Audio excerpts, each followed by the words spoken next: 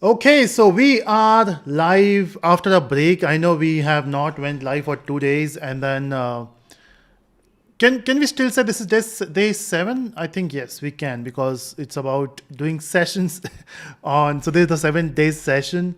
Uh, so as I've done it in the community post. I mentioned that we are a bit delaying it so that we can get enough time in between so that we can practice and.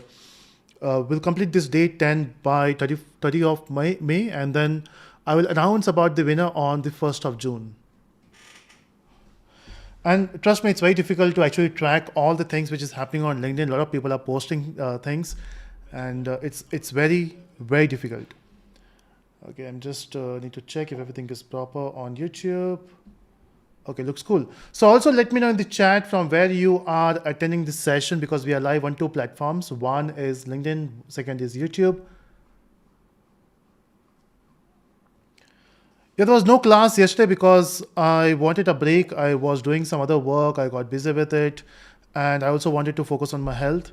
The eye is feeling good now. So thank you so much for everyone for those wishes. Harsh, if you can give me the charger for this, for the laptop. And also check the electricity one. Okay, so I'm charging my laptop as well. So I have a backup laptop here. If something goes wrong, I can go live from that. I just need to keep it charged. Okay, so what we can do now is, okay, so today is basically a interview session. So basically I will talk about some interview questions, not a lot because we cannot cover everything in one session, but I have some things in my mind which we are going to do. Okay, and I will show you what I was talking about. Where's my screen? I'm not showing my screen. Okay, we'll do that. So let me show my screen. Okay, so basically what's the agenda? So I've written the agenda on my phone, but to share with you, let me just write it down here. The first interview question, basically we are going to discuss four things today. So there are four interesting, can I say interesting? So I was looking at different options we can talk about. We can talk about a lot of interview questions, but then it's not about how much interview questions we can cover. We have so many resources available on the internet now. We also have ChatGPT where you can practice interview questions. I was thinking, what are the things which I was finding difficult, and I was trying to remember my first interview. So basically, at the start of my career, I started my career in 2010. I went for different interviews in different companies, and there were few companies where they were looking for Java developers, and then the interview questions were awesome, and I was trying to remember those questions. So I was able to recall one or two, which I'm going to talk about now, and I realized that those questions are still relevant. So we'll talk about four questions. Out of this four, two are theory and two are practical, the coding questions. The first question we're going to talk about is final versus, because it's very confusing for newbies, so we can say final, finally, and finalize. So we'll talk about this thing. How do you differentiate between these three? Next, we're going to talk about is method overloading versus method overriding. Now, this question is actually very interesting. It looks like a very simple question, and we have a straightforward answer for this. Okay, so when you talk about method overloading, method overriding, we do have a straightforward questions or straightforward answers for this. But the problem is, when you are in the interview, your interviewer, in fact, let me just share my face and we'll discuss. So basically, when you go for the interviews, I mean, first of all, why you go for the interviews? Interview is not about judging you, or maybe they do, but then interview is more about sharing what you think and what you know. It's not about you have to prove something.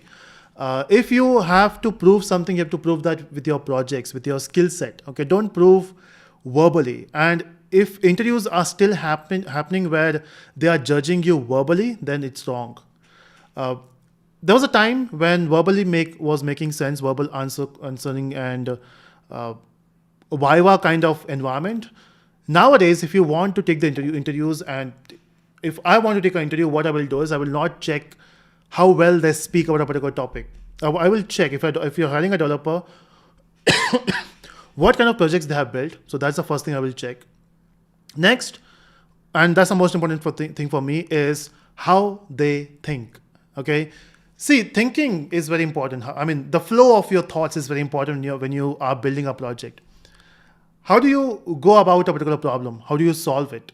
Even if you are doing it very fast or slow, that's a different thing. But how you take out a project, how do you understand the problem statement? What are the steps you do follow to come to a conclusion that, hey, this is what we want to build. This is what the frameworks we're going to choose. This is the language we are going to choose, right? So we'll talk about those things. How do you think about a particular problem?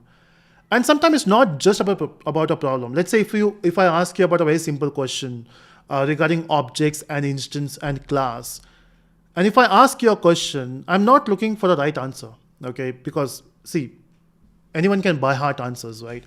And normally we do that. So for the interviews, you by heart everything and you go. It's not about by hearting stuff. It's not about are you giving the right answer. Is it about how much clarity you have for a particular topic? Uh, so if I ask you a simple question, what is a class?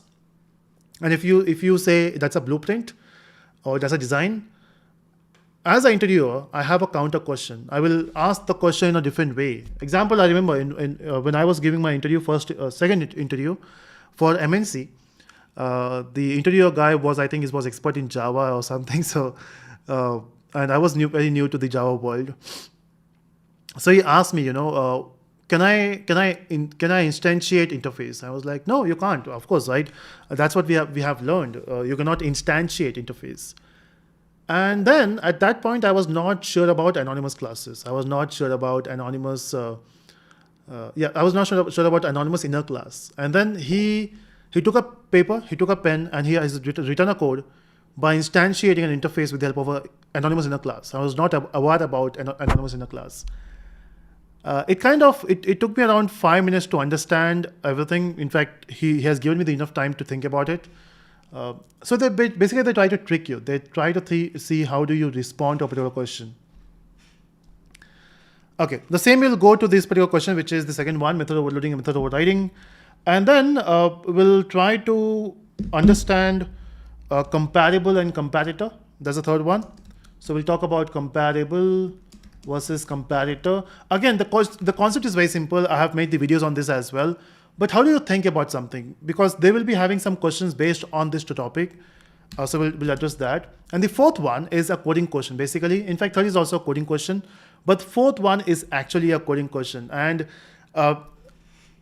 so this is not asked to me, basically. I was a part of a consultancy firm a few years back. And then we wanted to hire some Java developers.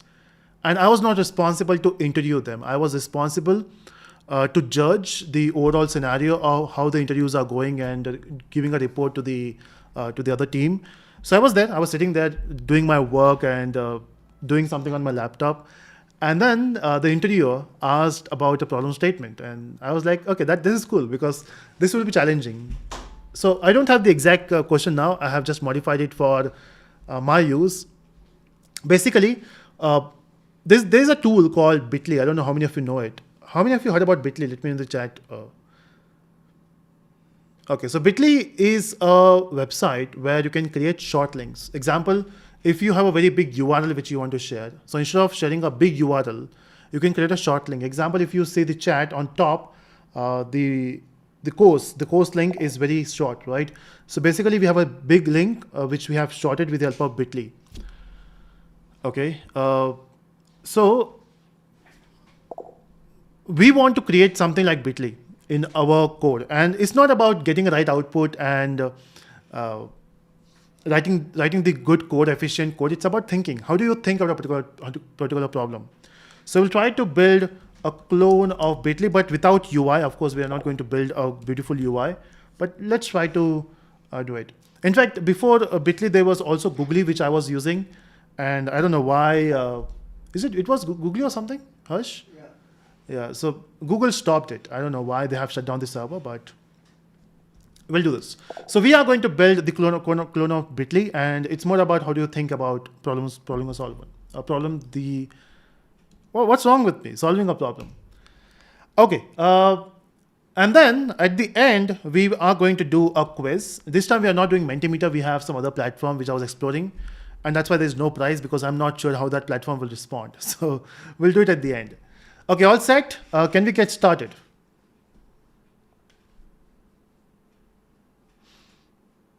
Yeah. Okay, cool. So before we start, hit the like button so that I will get, so that's my motivation. So every time I see likes, it feels good. Yeah, let's get started. So the first thing here is the final, finally, and finalize. Now, what's the difference between these three? See, in Java, we have these keywords. Basically, we have a keyword called finally, we have a keyword called final, but we have a method called finalize, okay? Now, if you talk about final keyword, if you want to create a constant, so example, let's say if somebody is asking about how do I differentiate between these three words, it's very simple.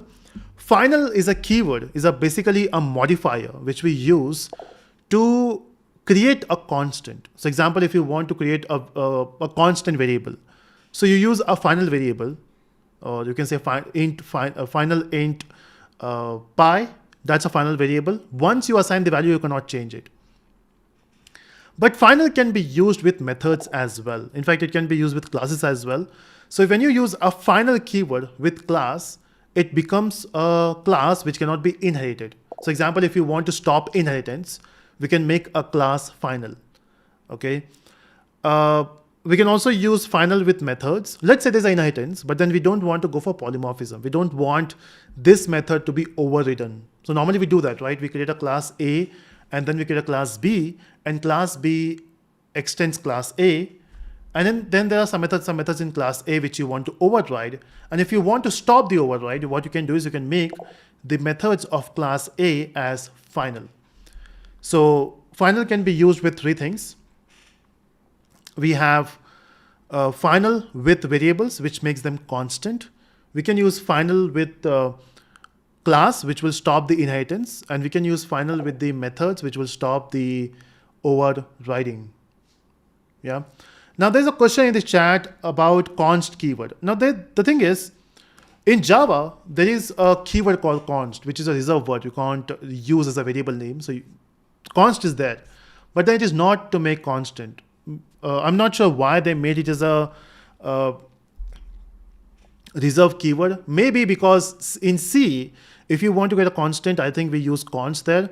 And the underlying, so JVM is built, or JRE is built in C language. Maybe they don't want to create the issues there. So I'm not sure exactly why they have done it that. But yeah, you cannot create constants with the help of const keyword. Harsh, need one help. I need a water bottle. I forgot my bottle in the other room.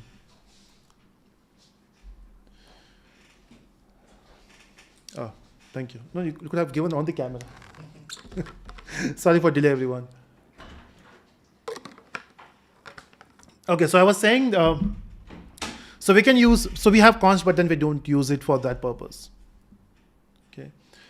Okay, so that's the important thing here. Now, if I want, and then we can talk about finally. Now, what is finally basically here? Now, finally is a block. So we use finally with the help with try block. So whenever you want to write a try block, and you can write a finally block there. So let's say if you are creating a class or a method where you are writing database connections. And when you write database connections, we have multiple steps, right? We consume a lot of resources when you work with database connections. And then if you want to close the resource, where you will do it? So whenever you open a resource, it can be a file, it can be a connection, it can be a database connection or a network connection. When you are done with your execution, you have to close the resource. And the best place to close the resource is a finally block. So finally block is a block which executes even if you get the exception or not, but it is used to close everything. Okay, basically close the resources.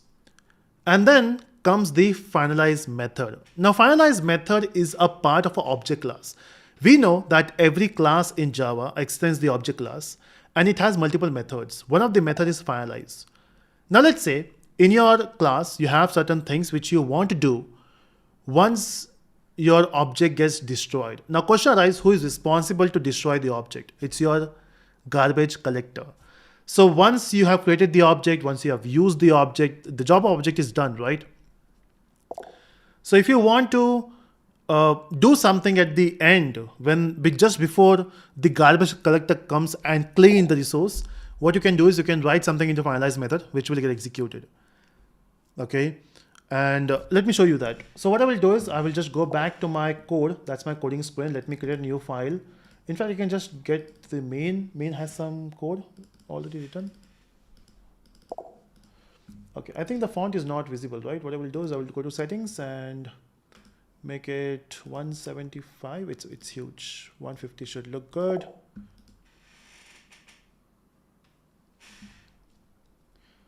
Okay, do you want me to show how Final works? Or there's a video of Final on YouTube. I just want to talk about Finalize because we never talk about it. So let's talk about that in this particular session.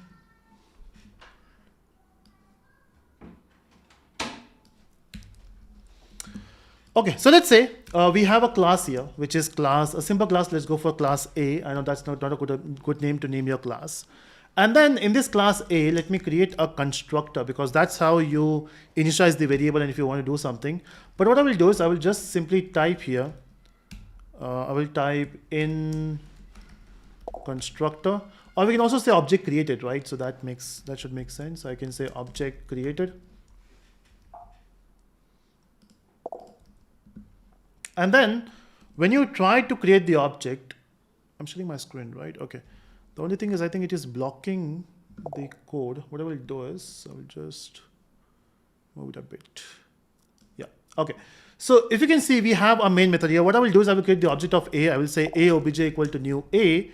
Now, the moment you create the object, it will call the constructor, right? If I run this code, you can say it will call the constructor. It says object created, right? But now let's say I want to destroy the object. Now the question is, how will you destroy the object? Now in Java, whenever you have a reference to a particular object, remember this new A is actually an object. So this will create the object. Obj is a reference, okay? Now if you have a reference to a particular object, till that point, the garbage collector will not be collecting this object. So the garbage collector will only collect the object once you see an object without any reference.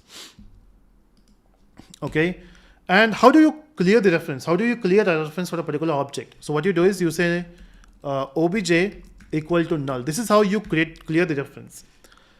Now, if you execute this main, and if you are still in the main execution, and if that point the garbage collector comes to you by saying, okay, I want to clean the object. Do you have any object which is not having any reference?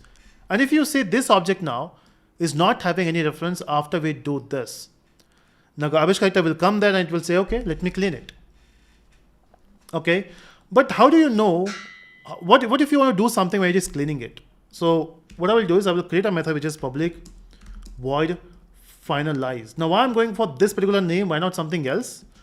Is because if you go to the object class, let me say extends object, because every class in Java extends object. And if I go to object and if I search for finalize,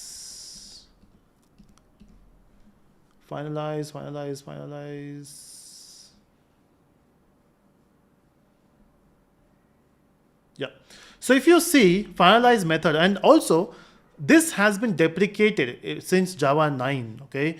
And this is also an interesting point. If they ask you, hey, do we have finalize method in Java? And the answer is yes. It's there in the object class.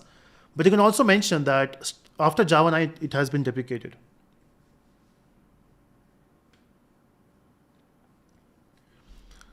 Okay, cool.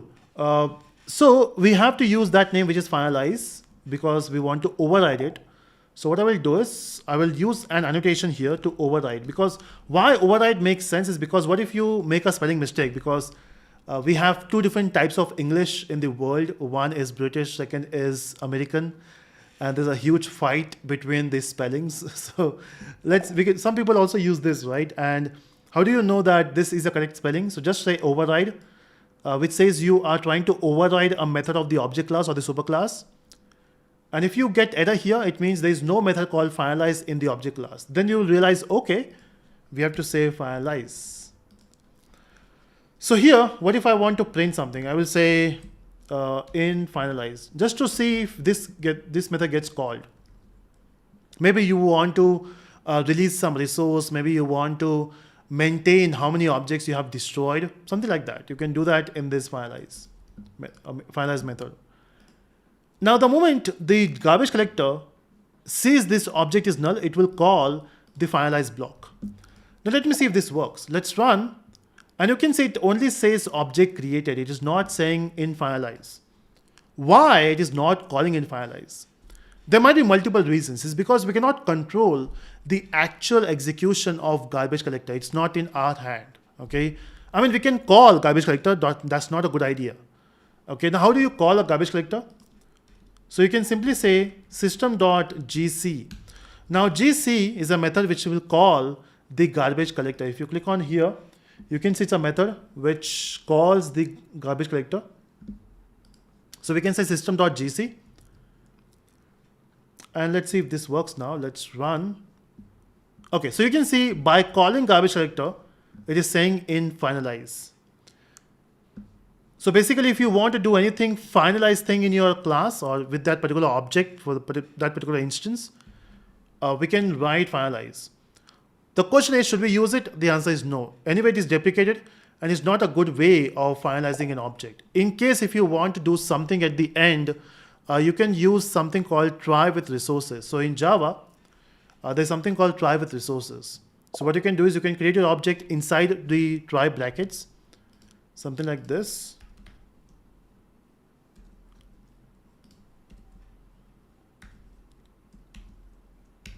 So you can perform the operation here and it will get closed. The only thing is you need to have auto closable. So basically you need to, if you want to use try with resources, you have to use auto closable. Again, that's a different concept altogether.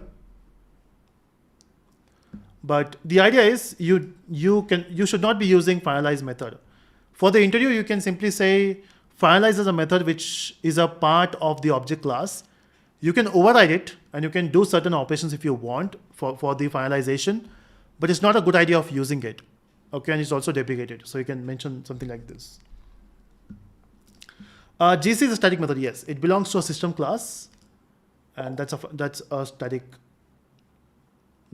method here. Any real life use of finalize method? No, I don't see any use of it. One thing, maybe something like if you created some database connections here, something like this, DB connection, DB equal to new connection, new DB connection. And if you do something like this, you are connecting with database, you can try to do this. You can say db.close in the finalize. But again, not a good idea. Always use try with resources. So yeah, it's deprecated.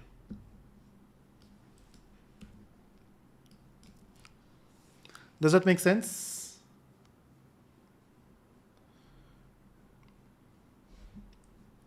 Okay.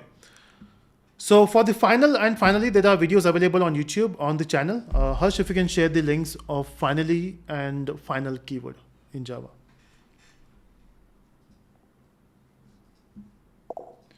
Okay, and someone was talking about const by saying, no, we don't use const in Java.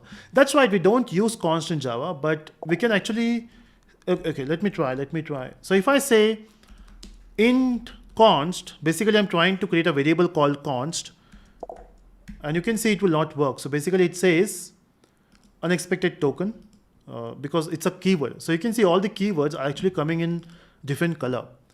So int and this has the same color. So this is basically a keyword which we use. But if I say const number,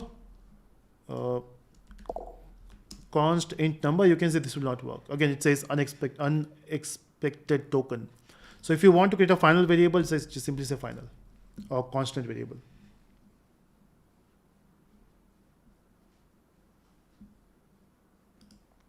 Okay, Praveen says just got home from office. Yeah, Praveen, in fact, I was supposed to call you in the evening, but I will call you just after this session.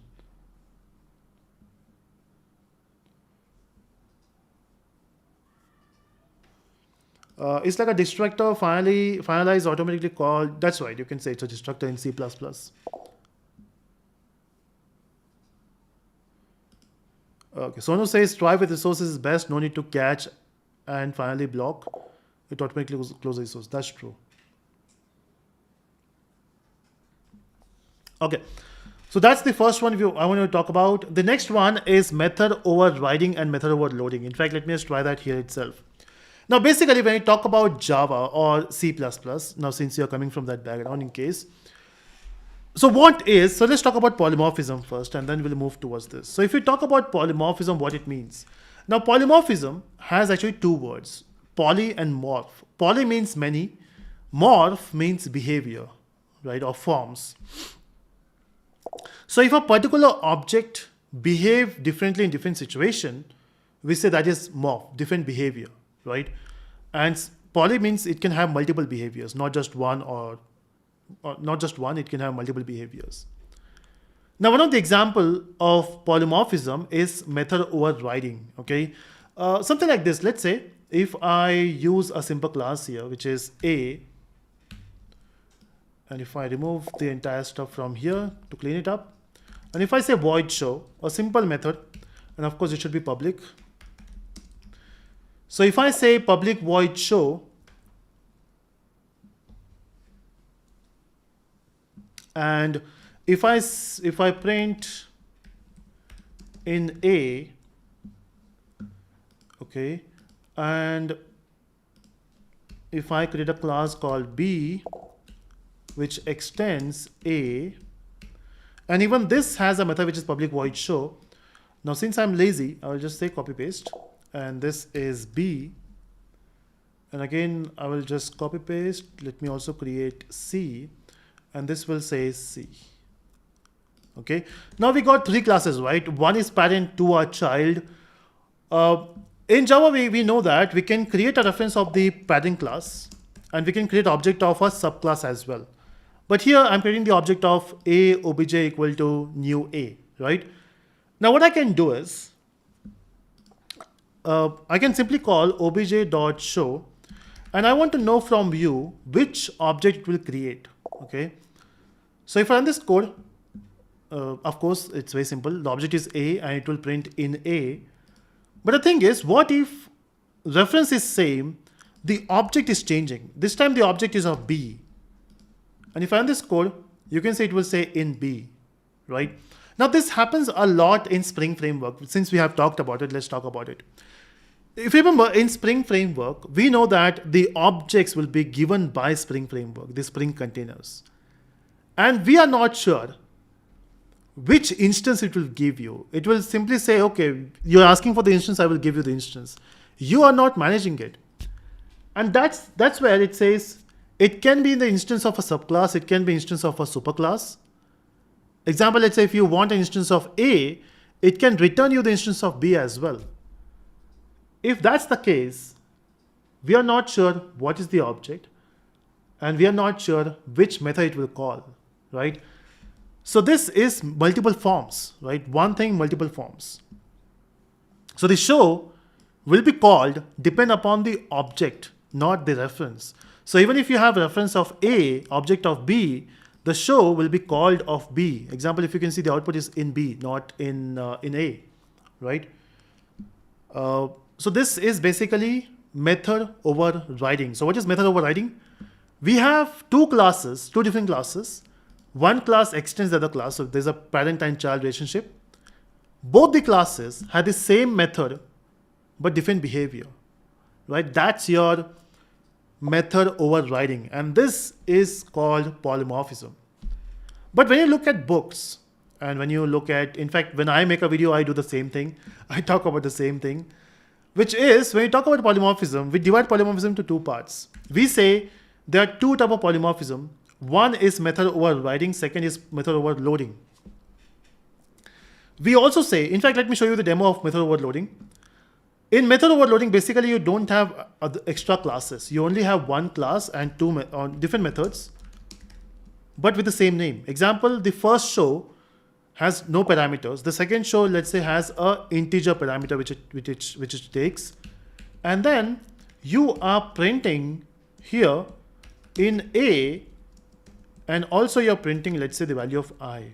Okay. So you can see we have two methods with the same name but different parameters. And of course, you can call them if you want. So I can say obj.show, and here we're passing, let's say, 5. Now, in this case, we have two methods with the same name but different parameters. This is called method overloading. Now, this is actually a very valid concept in Java. That is a concept of method overloading. Now, it's there in C++ also. And so basically, there are different languages which supports overloading. Now, the debate starts is, or it's a very famous interview question, is can I say that method overloading is actually polymorphism? In fact, I wanted to get some idea from LinkedIn as well. So what I did is yesterday in the afternoon, I posted a poll on LinkedIn by asking them, is method overloading a part of polymorphism or a form of polymorphism? 92% people said yes. Okay, because that's what book says, and that's what even we teach as a trainer, right? But if you talk to people who are really into object oriented, they don't treat method overloading as a form of polymorphism. Okay, so there's a debate. Now the question is, if in the interview, if they ask you, hey, is method overloading a form of polymorphism? Now what you will answer, right?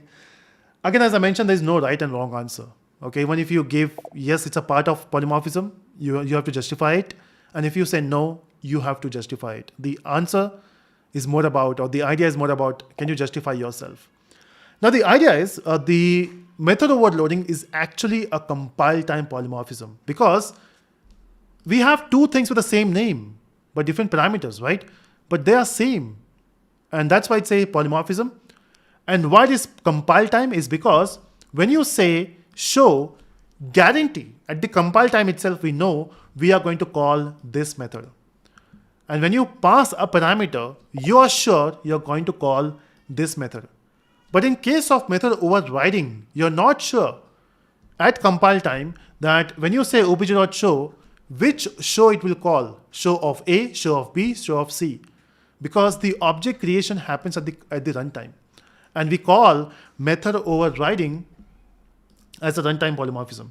So if I want to write this in two parts, so basically overriding is a compile time polymorphism and overriding as runtime polymorphism. Yeah. Okay. Now the thing is, as I mentioned before, method overloading is not treated as polymorphism by some people. Now, if you are into that zone, if you don't treat overloading as a compile time polymorphism, and in the interviews, if they ask you, hey, is method overloading a part of polymorphism? If you say no, justify it. Justify it by saying that polymorphism is more about object behavior, right? It should behave differently in different situations. It should not be based on the parameters. It should be based on what object you are passing, right? So again, as I mentioned, there's no right and wrong answer. It's about how do you justify yourself. In fact, one of the great tools we use nowadays is ChatGPT. Try asking this question to ChatGPT. I tried, so you can also try. The question you can ask is method overloading a part or a form of polymorphism? And see what it says. In fact, let's try. What I will do is I will do it live in front of you. Let's see what ChatGPT says. Oh, it will ask you for the login. Just a second, I will just not share my screen because I want to log into my account.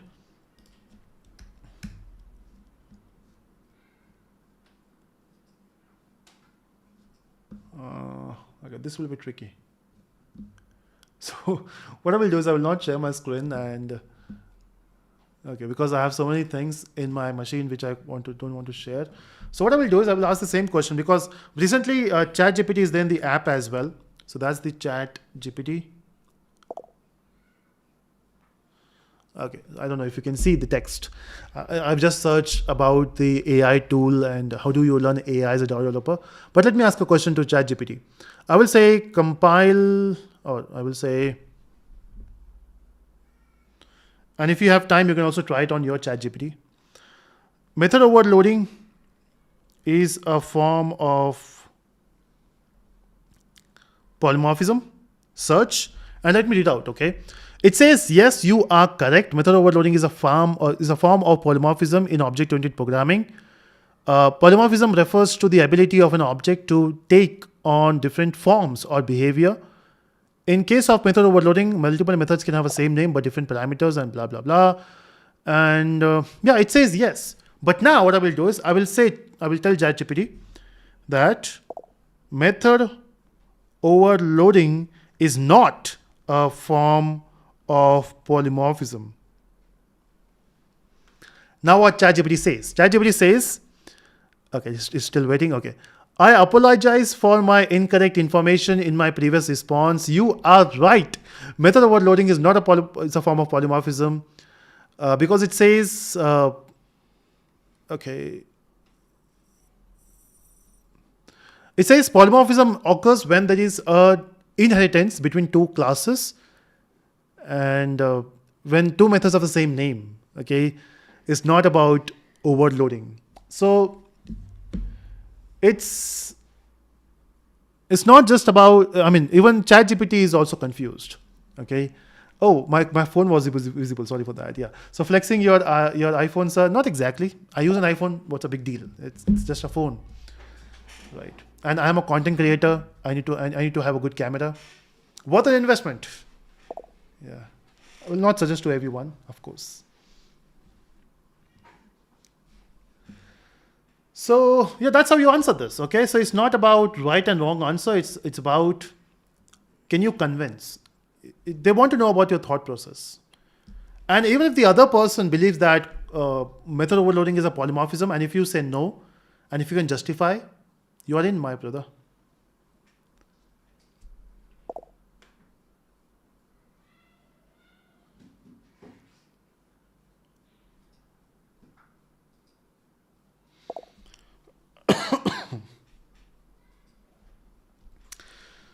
Okay, cool. So that's the thing about polymorphism. Next, let's talk about comparator and comparable. Now, this is an interesting question because here is not about how much you know about a concept. They want to understand your response to it. So comparable and comparator are actually two interfaces in Java. Example, let's say if you talk about a list of objects, what I will do is I will just go back to the same main. And here what I will do is I will create a list of integers.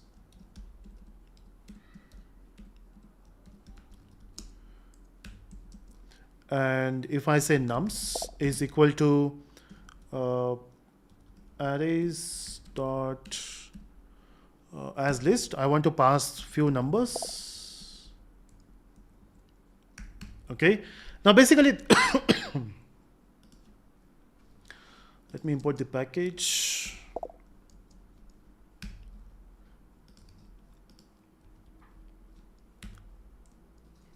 Okay, so let's say if I want to print this, I can simply say sout and I can print this nums. Okay, and when you run this, you will get a sorted list there. If you can see, we have a sorted list, right? Oh, sorry, we have a list here. But what if you want to sort it?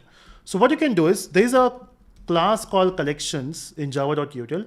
So you can say collections.sort and you can pass this nums and run, and you can see you got the sorted list. Now the question you will get from the interviewer is difference between comparable and comparator. Now if you go to the, if you talk about this thing, collection is a class, right? Collection is a class. Sort is a method. Now basically, how this sort method knows how do you compare two elements, because when you want to sort it, you have to compare the elements as well, right? So what it does, if you want to know this thing in detail, you can just watch a video on comparable comparator on my channel.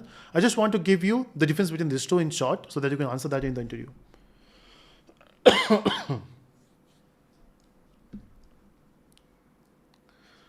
Okay, AR7 says there is an official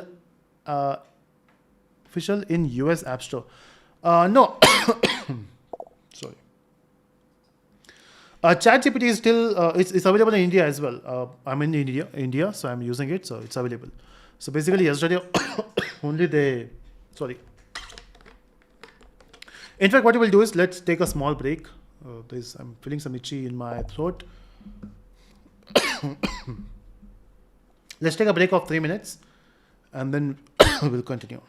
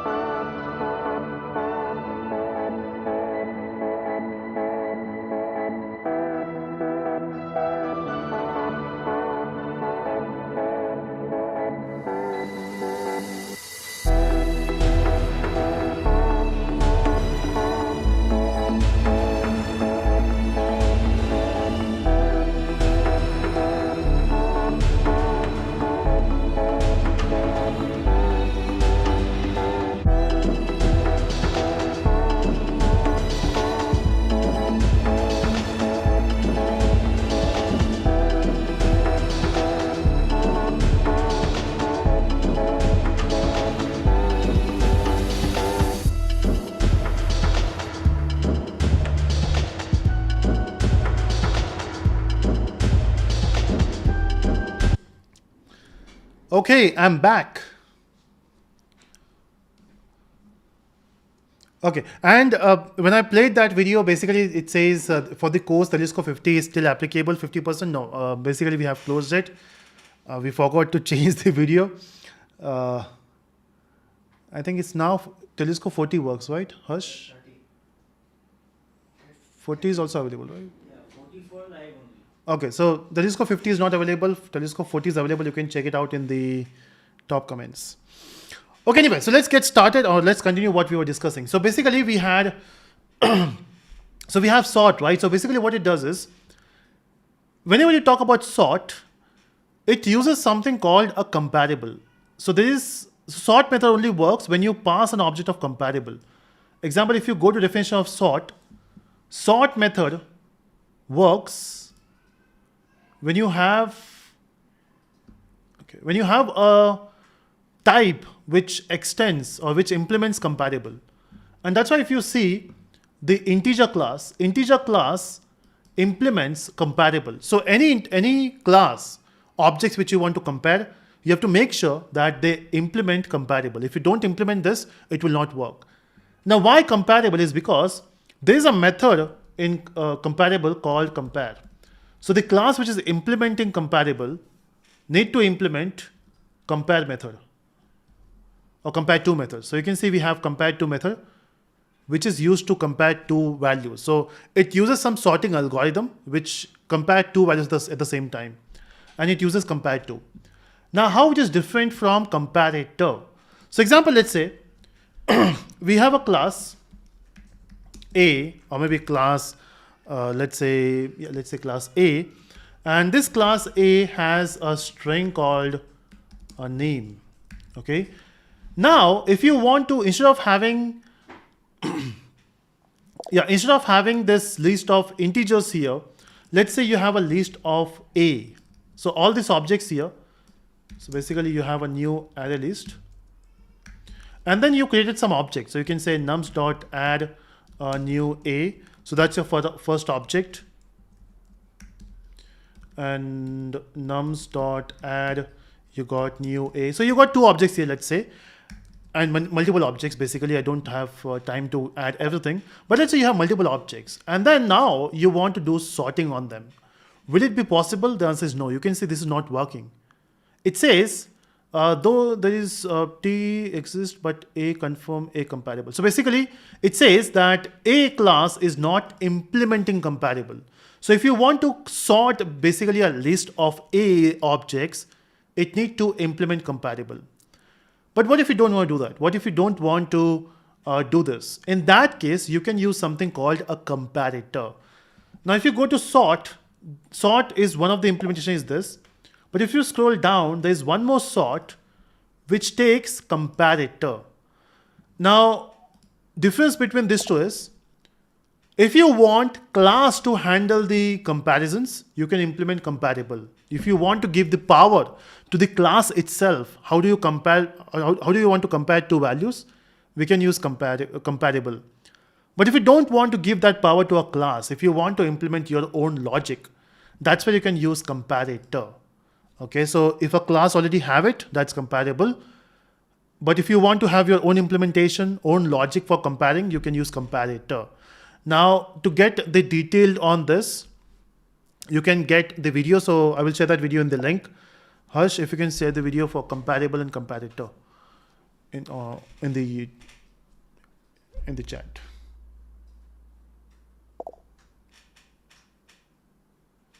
Yeah.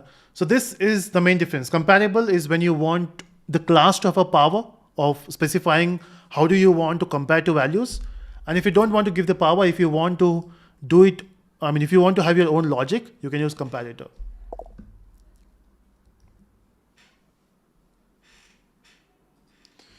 That's right. That's right, AR7. Yeah. So if you want to have a custom logic, you can use comparator.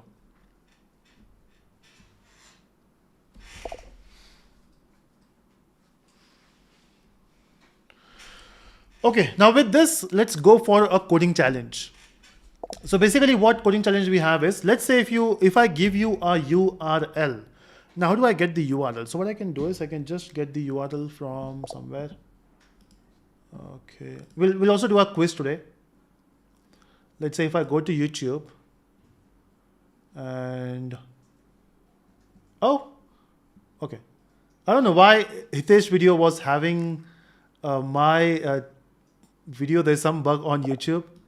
So Hitesh is also live. You can also ping him by saying, hey, I was watching YouTube Telisco videos and now I'm watching your video. But okay, but don't go away from my channel. So what I will do is I will just copy this. That's the URL, right? So what I will do is I want to short this URL. So you can see this is a big URL here, and I want to create a short form of it. So what I can do is, let me just remove this one as well. So let's say I have a big URL here. So yeah. So I can say, let's say we have original URL, which is this big, okay, this big, and I want this short form of it. URL looks big.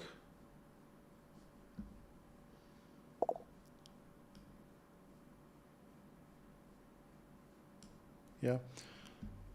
Okay, so what we're going to do is we want to create a short form of it. So short form should be something like this. What I'm expecting the output is string short URL.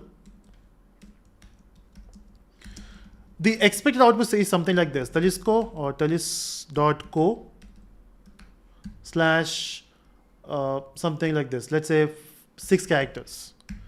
This is a short. This should be the short form.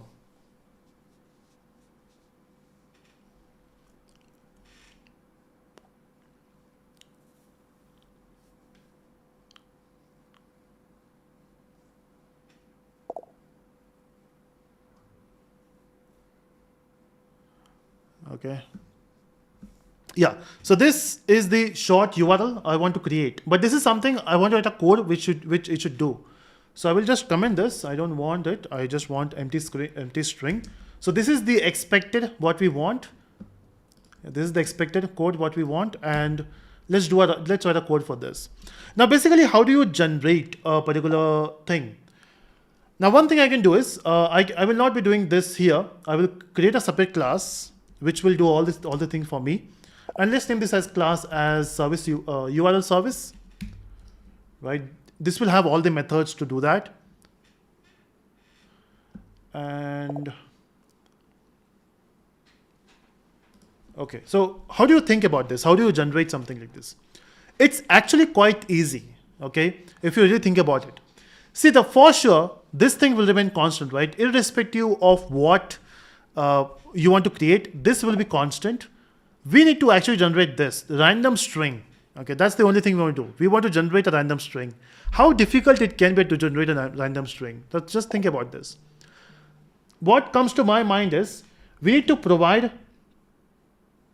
Yeah, what comes to my mind is we need to provide basically a set of characters from which it will pick. Maybe 6 or 7 characters. Maybe I want to generate this particular string from 6 characters. So what I will do is I will first create the character string. I will say string the characters. I want to generate these characters from A, B, C, D, E, F. Okay. So I have these 6 characters here. I want to generate this from these 6 characters.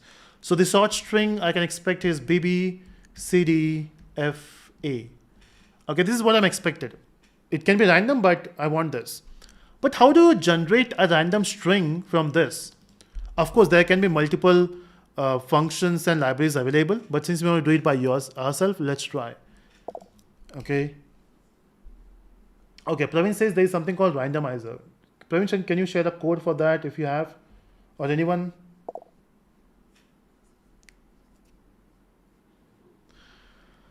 Okay, so how do we solve this? Okay, let's try. So what I will do is, if I want to say I want to generate something, example, I want a short URL. So I will create an object of URL service. URL service. I will say service equal to new URL service. And I will say, hey service, generate a URL for me, or generate URL. Right? And then this should generate a URL, but it will ask you for the original URL as well. So you have to pass the original one, which is OURL. Okay. And I should generate. But the thing is we don't have this function. So let me just create this function. Okay. Create the method, or not function, method. And let me return, just to avoid the error, let me return the empty string at this point. Okay, how do we create a random string? So we got the characters here. And then from this character, basically we want to get this, right? We want to generate a URL. Okay. The first thing I will do is, I will create a local variable here, which is short URL. And by default, it will be empty. And let's return the same short URL. Okay, that's done. Now, we need to create 6 characters, right? Ultimately, from these 6 characters, we need to create new 6 characters, which will be my short URL.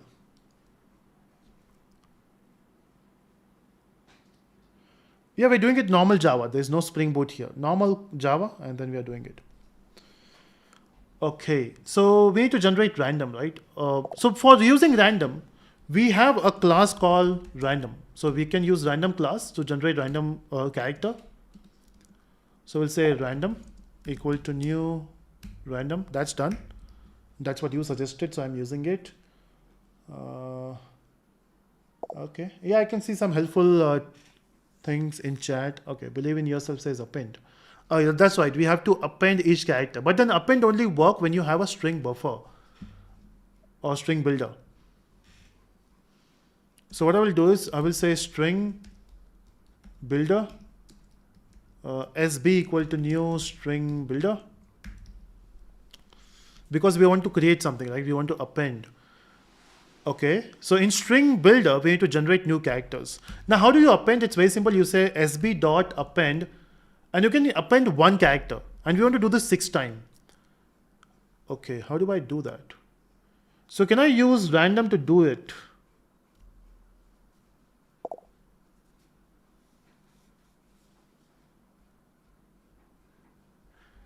So from this particular thing, if I take, let's say, chars dot, there is a method called char at. I can take an index. Let's say I want to pick up from 4, append, and I can do the same thing multiple times. Let's do that 6 times. And if I can say this is 4, this is 1, this is 0, this is 5, this is 5, and this is 1. So what we are doing is, from this particular character string, which is this, of course this can be a big one. You can also add the lengthy one, but that's not important. Let's go for 6 at this point. And you can see I'm generating something here.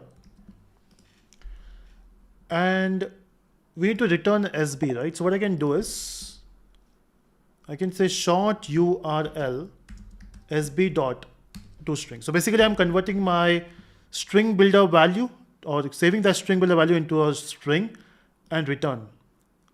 Will it work? So what I've did is, from this particular thing, I'm not using random at this point. We just created a string builder because that's what I got a suggestion. We can use a char at, and then we can use SB, which is string builder. Let's see if that works. So I will just print it out, the short URL, and let's see if this works. Okay, so you can see we got a URL. Of course, you can, before printing it, I can actually append it with telesco, which is telis.co/ and then plus the URL. So if I run this now, you can see this is the URL I was expecting.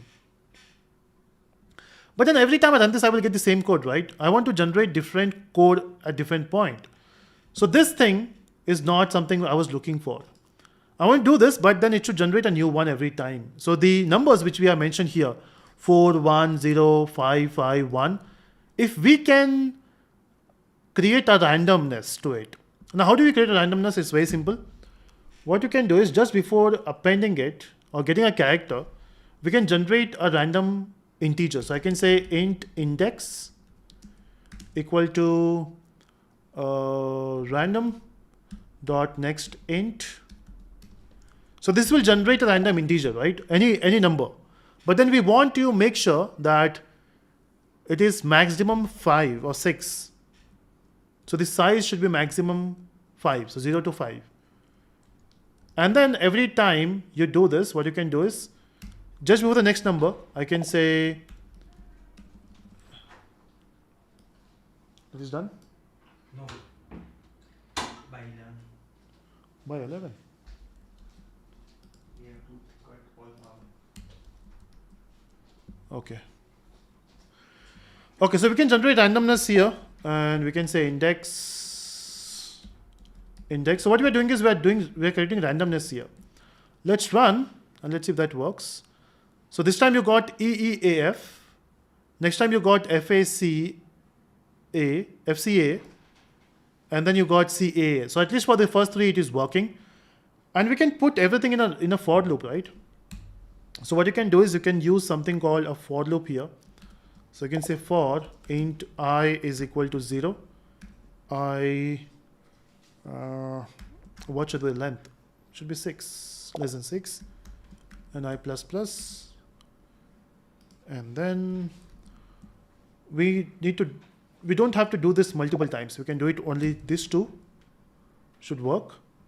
We're getting a new integer value every time. Why? It should get new integer. Let's say int index is equal to 0 at the start. We can declare that only once. It will generate a new int for you with that bond of 6. In fact, why do we specify 6 here? What we can do is we can say chars.length, because that's the length. In future, if this changes, of course, this will also change.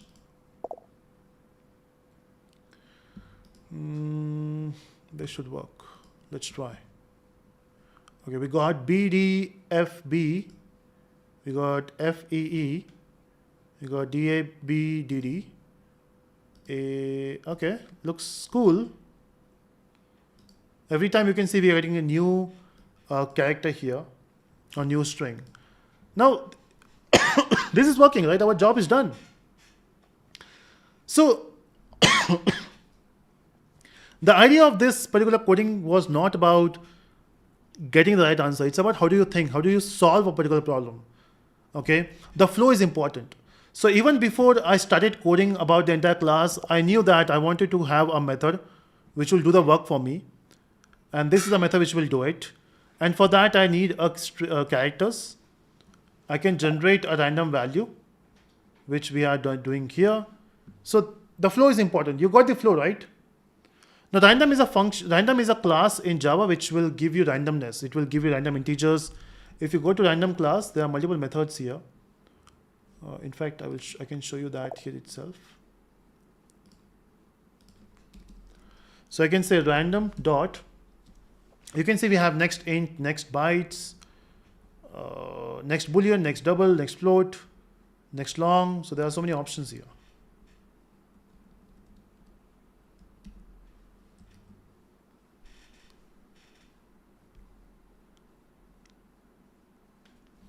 Is this making sense?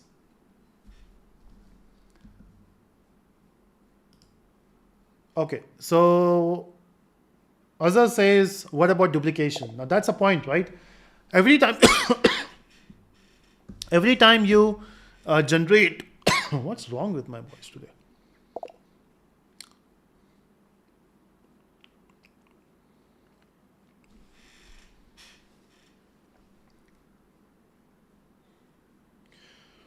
Yeah. Now the problem is, every time you run this, it is basically creating a new one. But it is possible that we are generating a string which is already there, which is there in the database. One way to solve that problem is adding extra characters here. But again, it will not give you a guarantee, right? So what you can do is, to solve that, we can create a list of already used URLs. Maybe you can create a hash map with the original URL and a short URL, so that next time when you put the same URL, you will get the same short one, and that's your assignment. You have to do it. But let me complete the duplication problem. So what I can do is I will use a list here, list of string already created strings. Oh,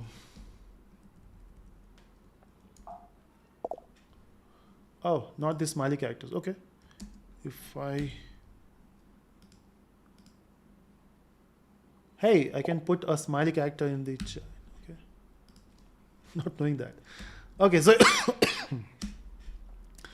we got the list of URLs, which is new array list.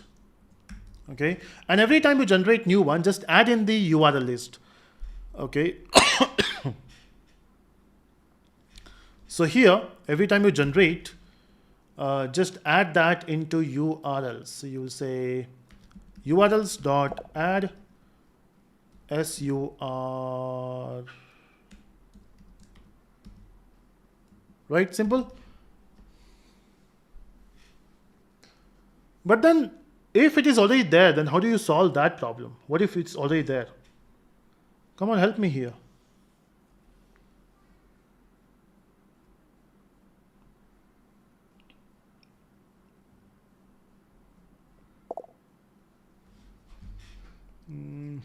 Okay, you can implement memoization, yeah.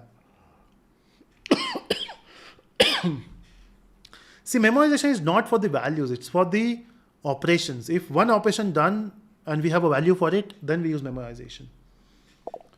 So here we have to use memorization. Okay, so what we can do is,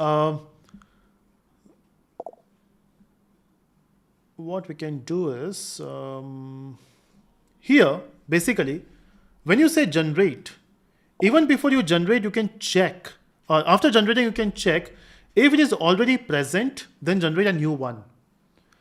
Okay, and the way I can do that is I can use a do while loop here.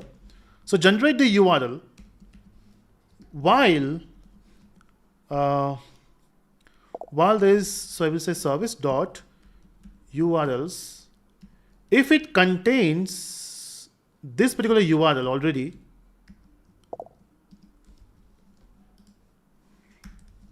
see what I'm doing is, in this list of URLs, if this URL is already present, again generate new one. Now when we use do while loop, what we are doing is we are first generating a URL. If it is present, generate a new one. If it is present, generate a new one. That's how we can do it. So I can say here, just to see how many we are generating. So you can say generated. Yeah.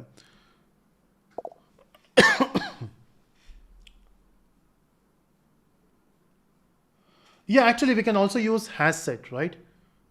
Okay, we can also use set. That's one of the implementation. So there are multiple way of finding a solution, right? Has set is also one of the solution because set only supports unique values. So you can do that. Okay, but the thing is, I'm actually checking now if it is already present, but I want some hundreds of URLs already present in this list. So what we can do is let's create a method which will have this list. So I will say public void generate maybe fill URLs. So this method will simply create some random URLs and save it here. How do I do that? Can I just say for int I equal to 1, let's say I'm generating 1000 URLs. And let's call string. So I will say URLs dot add generate URL. But it will ask you for the original URL, right? Okay. It doesn't matter, right, what URL you are accepting, because anyway we are not using it. Okay. In fact, we are never using the original URL, so we can skip that. In fact, you can also do one thing. Maybe you can pick up the URL from the existing URL which you got. That's one implementation you can do. So I can say generate URL and add. So generate 1000 and fill it here. Let's see if that works. It looks there is an error. Okay, we're not using it. Run. Okay, skip generating. If this URL is there.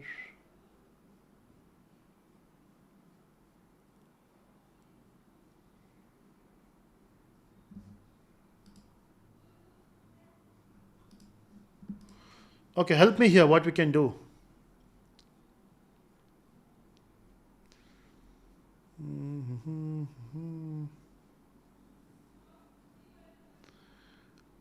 Oh, it will run for 1000 times, right?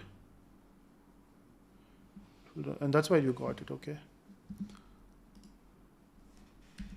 Let me skip if I, okay, but I want to know how many times it is generated.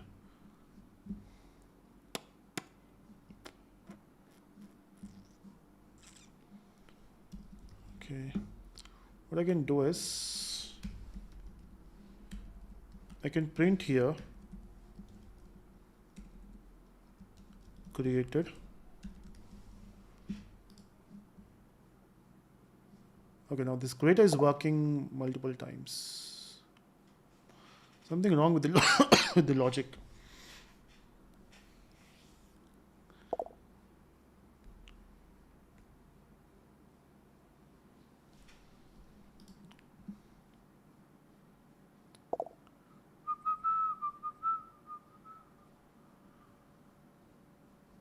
So we are adding to a list. Okay, basically we are not calling the fill URL. So before calling this, we should call fill URL. Service dot fill URLs.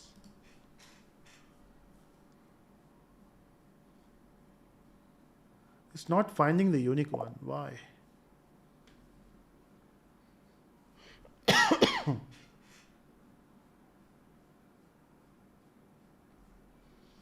Come on, help me with the code, everyone.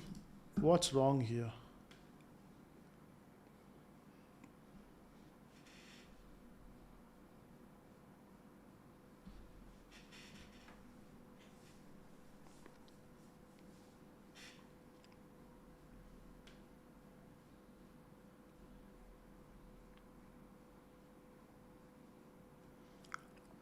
Okay. One thing I can see the problem is SB should be empty every time you do this. Okay. How do I empty the set?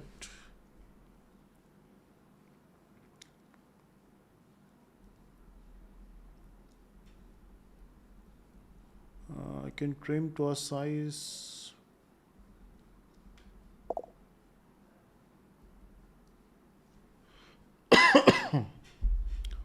Okay, I can set the length to 0. It will empty, I think.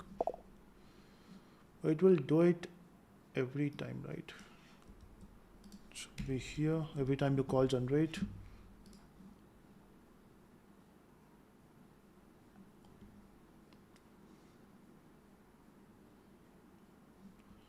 Index is changing every time. Yes, every time you call it, it's 0. We are appending it.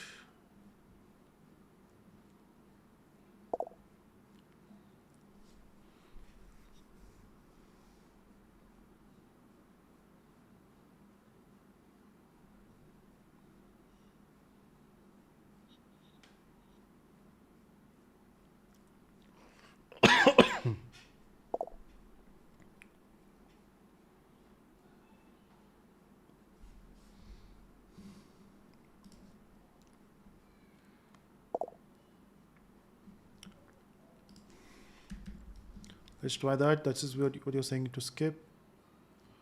Oh, this was the bug.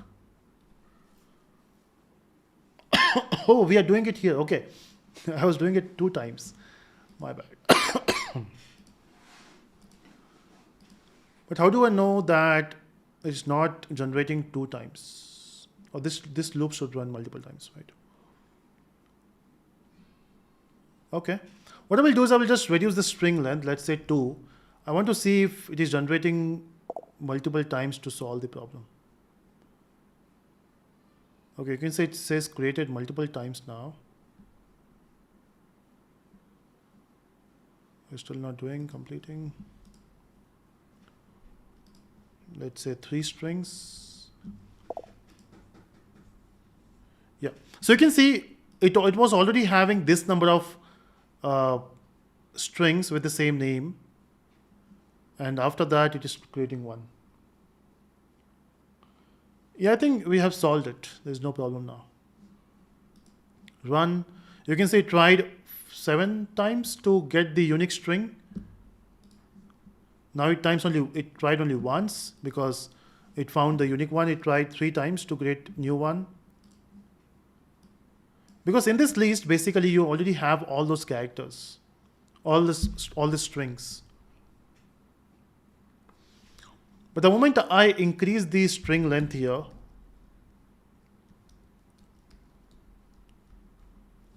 so now you can see it will be unique because we have multiple characters to pick up.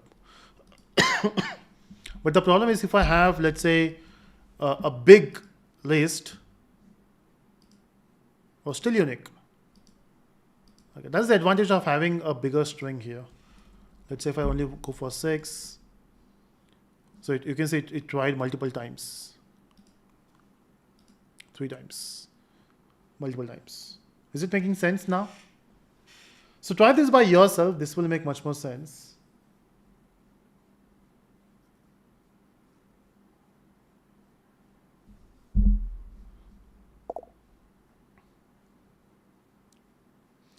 Okay, Azhar says there's still a problem in the code. Okay, what problem? Let's solve that.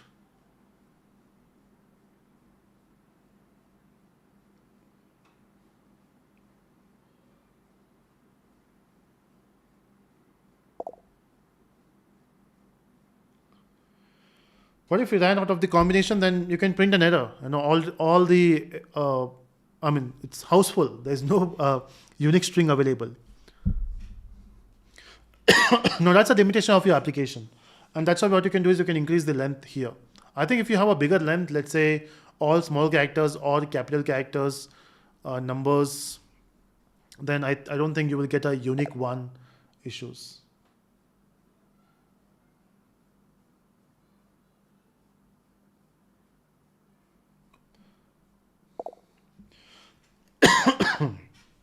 So basically what we're trying to do is, I want to create a short URL. So again, we are not using this particular URL, but let's say if I want to generate a short URL, I'm creating a code called generate URL. And this is the code, which is very simple.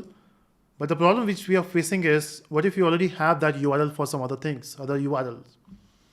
So in that case, I have a list of short URLs in this list. And every time I generate, I just want to check if it is already created. So in terms of assignment for you, again, this is a part of coding, the 10-day challenge, is create a hash map type of stuff where you already have an original and the short one. So if somebody is searching for the original one and it is already there, don't generate, just give the last one. Second is, instead of, try this. Try the set implementation of it, where you only add the set, not the, because set will only have unique one. And next is, what if you can check when generating a string? Example here itself, every time you generate a new character, check if this combination is already present. Again, that will not make any sense, right? Because the next character can be unique. Yeah, so basically try this. The most important thing is set is not even important. Have a original and the short already present. If someone searches for the same original URL second time, just don't generate, give the old one. And also convert this project into a Spring Boot MVC project, where you have a user interface where a user enters a big URL and find the short of it. In fact, in this, what you can do is, we are generating from the random characters, right? What if you can generate from the URL itself by skipping the special characters like colon, /. So basically use, so these are part of coding challenge, okay? So use original URL to generate short URL. But you have to also make sure that you skip the special characters. Does it make sense?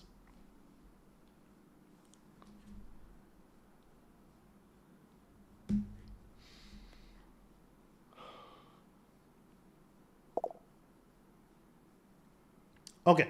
Now with this, it's time for a quiz. Now, how many of you want to play a quiz? Only 10 questions. And the beauty is the question has been generated by ChatGPT. Okay, so we have asked ChatGPT to generate interview questions, MCQs for the audience, and it created.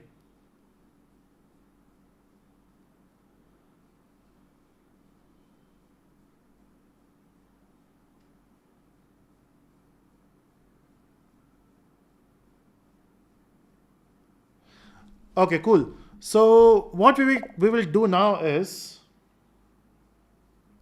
let's play the quiz.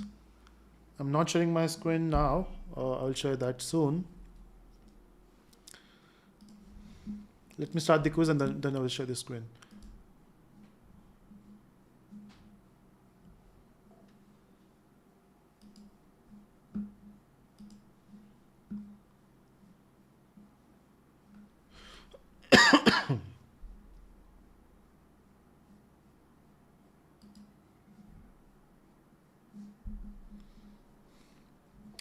Okay, I'm sharing my screen now. So what you can do is you can just go to this particular app. This is the link. So quizhub.app. Let me share the link in the chat as well if you want to directly join. So this is the link. Enter the code, which is 862339.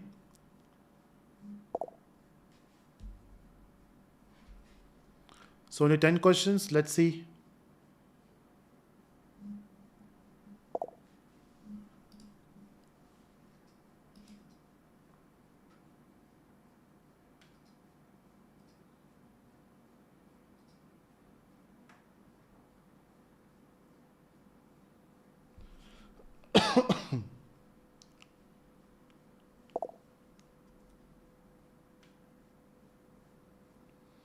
Code you can see in on your screen. It's there, 862339.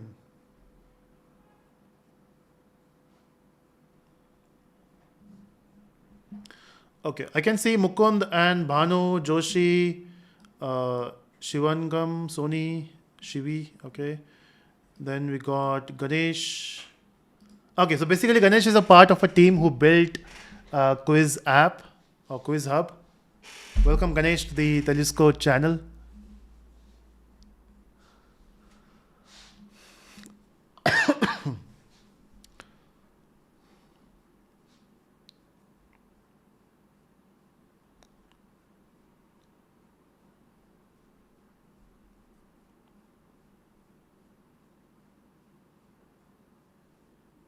Come on, everyone, join. So if you want to join this quiz, just go to this particular link which I've shared in the chat, quizhub.app, enter this code, and you'll be in.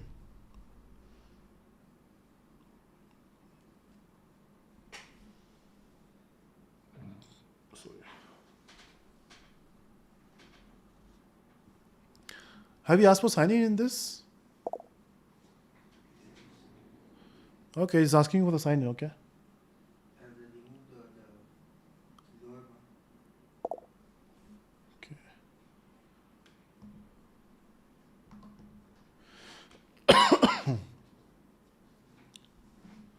Where do I fit my face? It's covering the entire screen.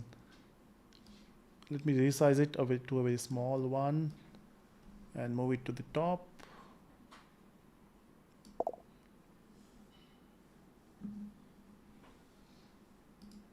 Oh, thank you so much, Ganesh.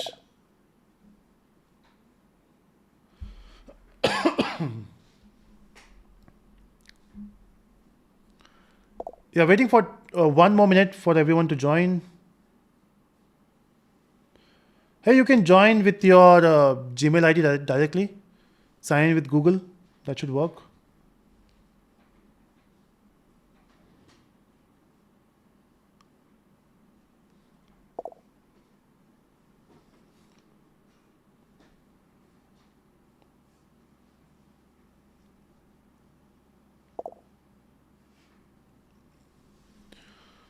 Okay, so let's 10. So 10. Let's start with 10 participants and let's see how it goes.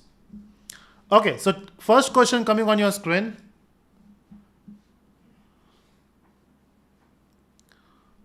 And everyone else, you can give the answer in the chat. Okay, so what does polymorphism means in Java? 3 more seconds, 2 more seconds, 1, and time up. Okay, most of you are saying, okay, no one mentioned the second point. Okay, you're still answering. Okay, cool.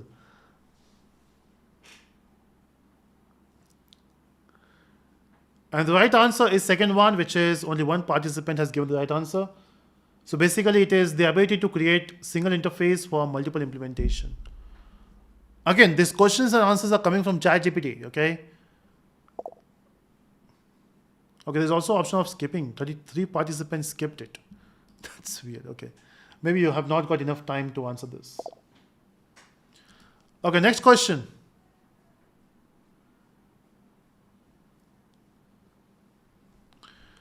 Which of the following is an example of unchecked exception?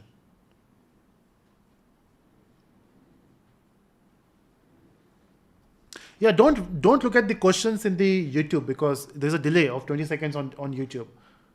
Look for the questions and answers in your particular mobile phone or laptop where you're playing this game. Okay, so most of you have answered runtime exception. That is correct. So runtime exceptions are unchecked basically. Okay, next one. So Devendra are doing good job. Okay, what kind of exception is thrown when a thread tries to access a resource that it does not have permission to access? Okay, 4 participants mentioned security exception. And that is correct. So basically you get the exception, which is security exception when you get that problem. Okay. Let's say next. So Lee Suvai, Savio. Okay, what's the purpose of a finally block in exception handling? We have talked about it. Okay, so finally is used to clean up the resource and also to execute statements regardless of the exception, but majority is to clean up the resource. Yeah, there might be some confusion between the third one and second. Both are correct, but then second is more accurate.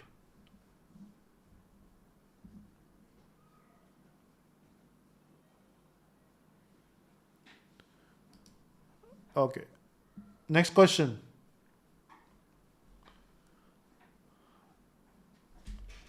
What's the purpose of a catch keyword in exception handling?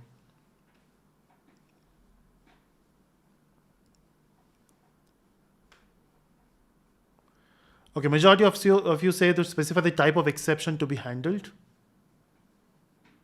Right. In fact, third is also correct. Again, we have taken this question from ChatGPT. Getting the right answer is not important, is to discuss the question. So even the third one is the correct one. Basically, we also write in the catch block, we also write the way to handle the exception.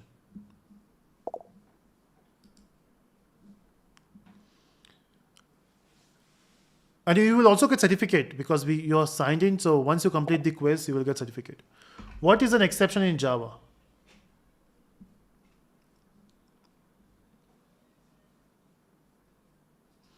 Okay, majority of you are saying the first one, and that is correct, which is a class that handles errors. Okay, ChatGPT really sucks. Yeah. And that's why normally for normal quiz, I create my own questions. But this time I took the help of ChatGPT. And yeah, it can be quite confusing. Cool. Next one.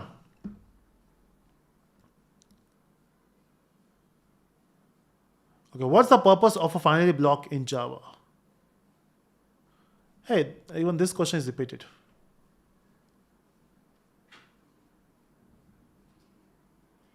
Okay, this time you are right.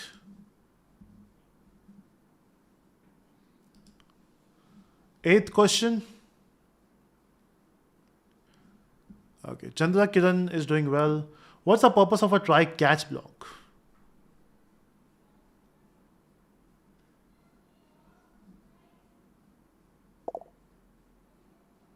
Cool, to handle the exceptions. Only one participant who mentioned, okay, 7 participants now. Cool.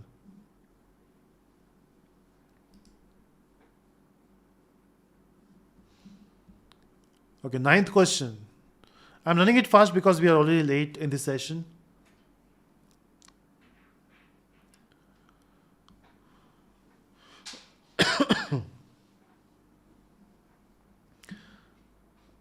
Okay. I've not even read the question. So anyway, ignore. So I can see Shivi is on top. Then we got Mukund doing well. Last question, let's see who is the fastest here.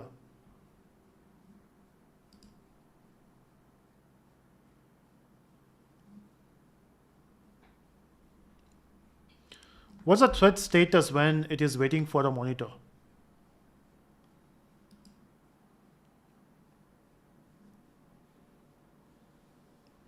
Yeah, it is blocked. Suspend itself is block state. And just by one wrong question, Chandra is down here and Pawan is on top. So good job, Pawan. You won this competition. It was just an experiment with this particular new platform which we are using. So next time we'll have a proper quiz of more time. I just want to test it out with you people because you are already watching this. And because I guess you will get the certificate as well. So in the end screen, let's see the leaderboard. So Pawan Kumar, congrats. Shivi, congrats. Mukund, congrats. In fact, everyone in the top 10, congratulations.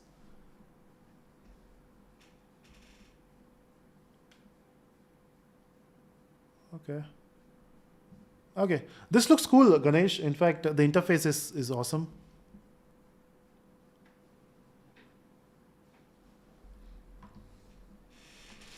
So that was the quiz. That was the interview questions. I hope you enjoyed. Let me know in the chat as well and hit that like button if you enjoyed today's session. The next session will be happening on Monday now. There's no session tomorrow.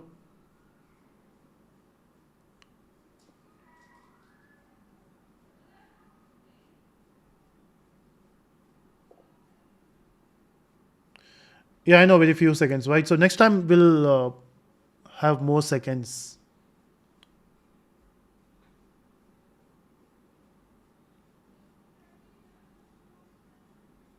Cool.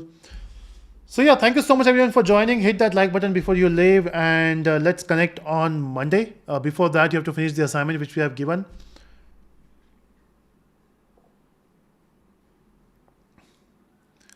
Sure, Ganesh. Next time we'll try it in the guest mode.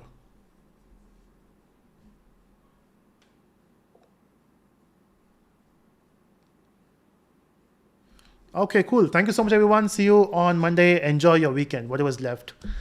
Bye bye.